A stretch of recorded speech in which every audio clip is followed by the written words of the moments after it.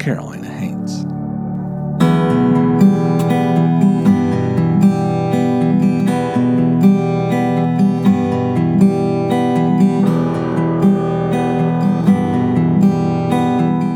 Carolina Haints presents Folk, a show about our stories.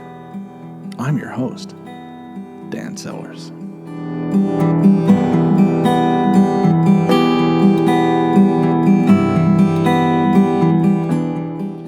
One of my favorite subgenres of ghost story lore are tales coming from schools and institutions.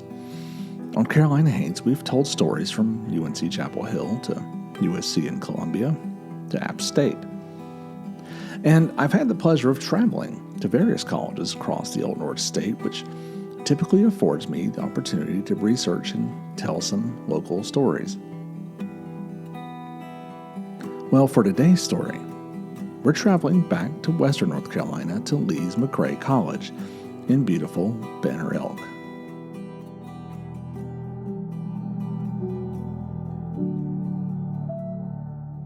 Established by Reverend Edgar Tufts in 1900, the school was formally chartered in 1907, and some of the buildings on campus have been in continuous use since its founding. One such building, now a first-year men's dormitory called Tate Hall, used to be Grace Memorial Hospital. Legend has it that one well-known resident of Tate Hall died in the hospital of tuberculosis in the 1930s.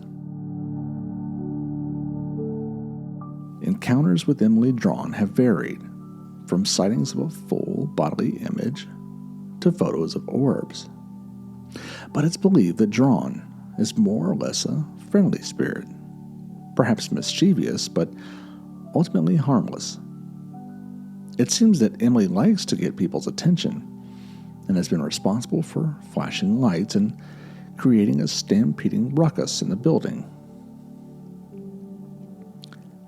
Maybe she's lonely and a bit desperate for interaction, no matter who she frightens. She's also been said to operate the elevator at her will at all hours of the day. Residents also have attributed pranks with ringing telephones in the building to Emily's playful streak.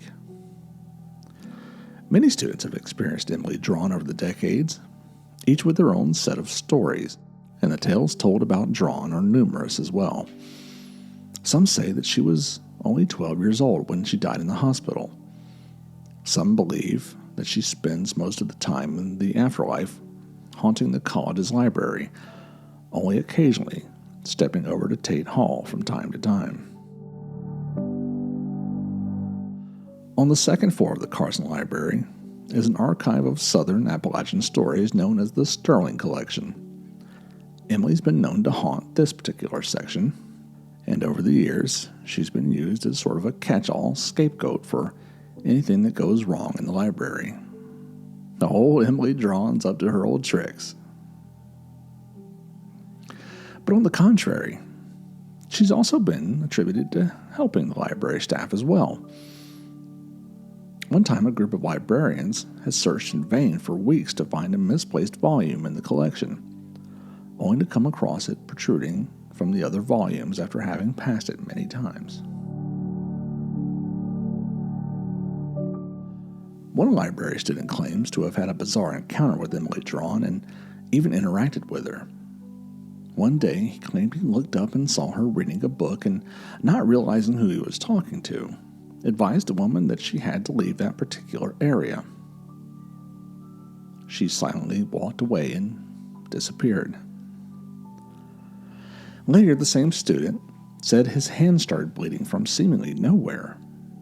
There was no injury, but a short time after confronting and running off the woman in the Sterling Collection, he began inexplicably bleeding.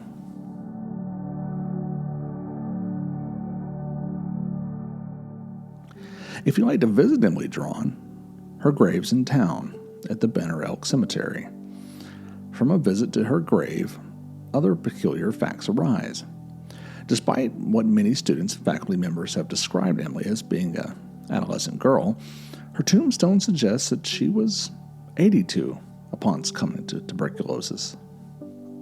And not only that, it appears Emily was married and had a slew of kids, some of whom may still be around today. But perhaps my favorite thing about Emily is the inscription on her tombstone, which might be the most fitting for an apparition I've ever seen. It reads, "She is not dead, but sleeping."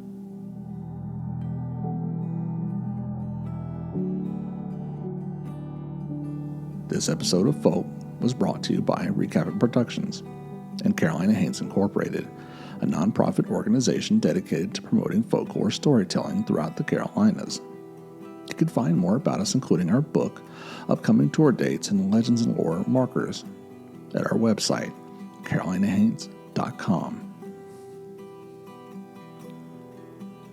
We'll be back in 1 week with a new episode. Tune in then to keep the folklore tradition of oral storytelling alive.